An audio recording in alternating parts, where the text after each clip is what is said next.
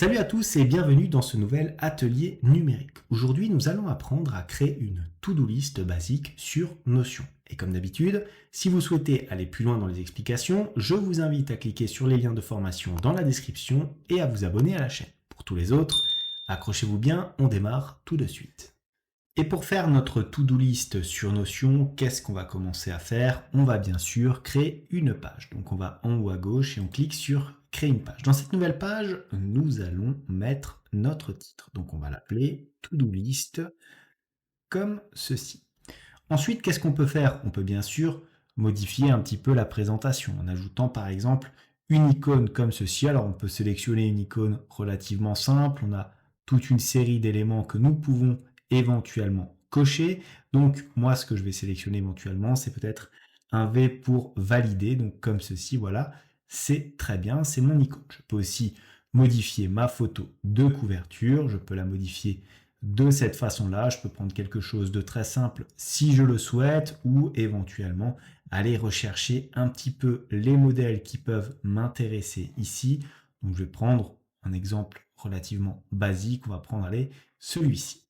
Ensuite, nous allons créer une base de données. Pour ce faire, nous allons nous placer en dessous de notre titre comme ceci.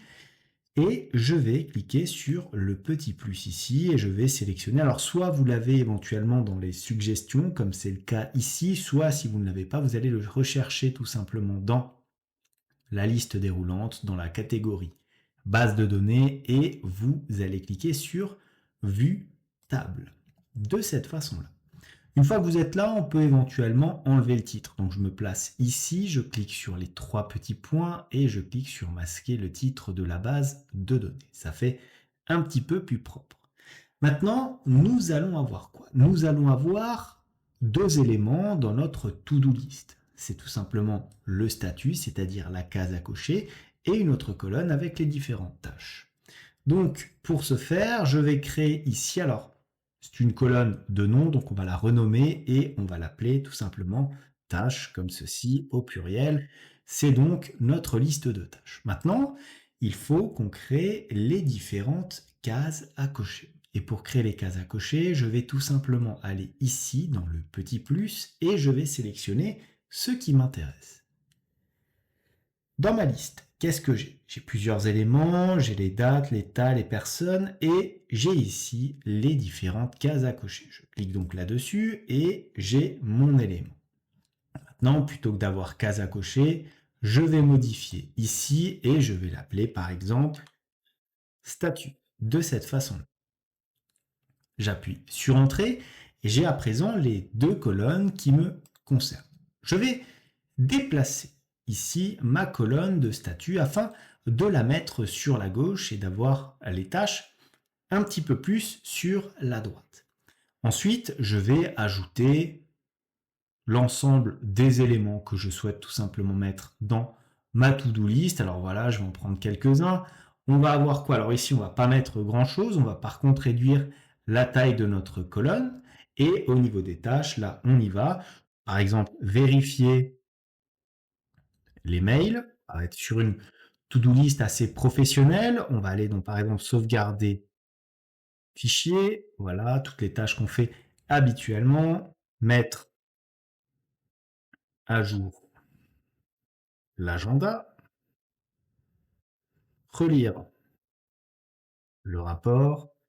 Voilà, vous pouvez bien sûr ajouter autant d'éléments que vous le souhaitez. Point équipe et éventuellement relancer le client. Voilà, comme ceci. Vous pouvez bien sûr ajouter d'autres éléments si vous le souhaitez.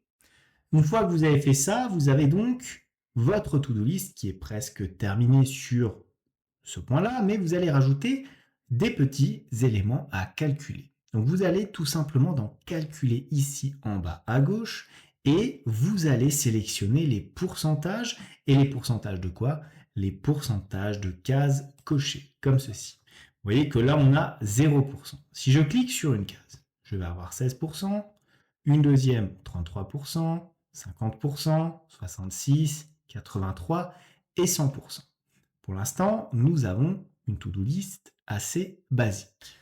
Et maintenant, on va un petit peu automatiser tout ça. Comment? En intégrant des boutons qui vont donc nous permettre de créer des tâches en plus. Donc pour ce faire, je vais me placer juste en dessous de mon tableau ici et je vais sélectionner dans ma liste d'éléments les boutons.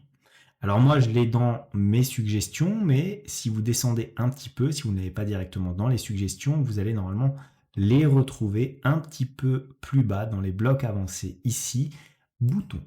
Vous cliquez dessus. Et qu'est-ce que vous avez? Un bouton, ça se présente comme ça. Vous sélectionnez tout d'abord une petite icône. Donc qu'est-ce que je vais prendre? Alors je peux bien sûr sélectionner ici dans cette liste-là, hein, l'ensemble des icônes qui peuvent apparaître. Moi, je vais prendre la corbeille ici, voilà, le petit container. À noter, hein, je peux bien sûr modifier ici la couleur. Je peux prendre par exemple du rouge si je le souhaite et ajouter un bouton de cette couleur-là. Donc, nouveau bouton, on va l'appeler par exemple Reset, voilà, qui va nous servir à décocher l'ensemble des cases. Maintenant, une fois qu'on a fait ça, il faut que l'on décrive l'action qu'on souhaite affecter à notre bouton. Donc, on va cliquer tout simplement sur Nouvelle action. Et de là, on va cliquer sur Modifier des pages. Comme ceci, et on va chercher notre base de données. Notre base de données, celle de notre to-do list, donc celle qui se situe là au-dessus. Je clique dessus, et qu'est-ce que je vais avoir? Je vais sélectionner la modification d'une de mes propriétés. Donc pour ce faire, qu'est-ce que je vais sélectionner? Je vais sélectionner le statut. Et qu'est-ce que je souhaite avoir comme action lors de mon reset? C'est tout simplement de décocher les cases qui ont été cochées. Donc statut, je vais sélectionner non coché de cette façon-là. Je clique sur terminer, comme ceci, regardez, mon bouton apparaît ici. Et si je clique sur reset, je vais avoir l'ensemble de mes boutons qui vont donc être désélectionnés. Je vais faire pareil à présent avec un bouton tout simplement tout sélectionner ou tout valider. Alors on va cliquer ici, on va sortir voilà, notre bouton qui apparaît maintenant dans les suggestions, on n'a plus trop besoin de le chercher. Je vais ici dans le petit smiley et cette fois, je vais éventuellement changer la couleur. Je vais mettre du vert afin de sélectionner ici mon petit icône de validation. Et qu'est-ce que je vais faire? Je vais tout simplement tout valider comme ceci. Et là, pareil, je vais sélectionner une nouvelle action pour mon bouton. Je vais modifier des pages dans. Je vais sélectionner ma base de données. Je vais modifier la propriété, je clique sur statut, mais cette fois-ci, au lieu d'avoir non coché, je vais avoir coché de cette façon-là. Et maintenant, je vais tout simplement cliquer sur terminer. Et regardez, lorsque je clique sur tout valider, je vais avoir quoi? Je vais avoir l'ensemble des éléments de ma to-do list qui seront donc validés. Je vais le déplacer et je vais le placer ici au-dessus de ma to-do list, de sorte à pouvoir valider des éléments ici, mais aussi d'autres éléments de mon rapport qui vont donc pouvoir éventuellement se rajouter. Vous avez noté que là, je peux bien sûr ajouter des éléments ou les modifier de cette façon-là. Donc je peux bien sûr éditer cette liste-là. Si je veux rajouter des choses, je peux mettre par exemple ici archiver ou modifier d'autres points, tout en gardant bien sûr la possibilité d'automatiser ces éléments, donc tout valider, reset ou décocher que certaines cases de cette façon-là. Voilà ce que j'avais à vous dire pour la création d'une to-do list relativement basique sur Notion. Comme d'habitude, si cette vidéo vous a plu, n'hésitez pas à la liker, à la commenter, à vous abonner à la chaîne si ça n'est pas encore fait. Moi, je vous dis merci et à bientôt pour une nouvelle vidéo.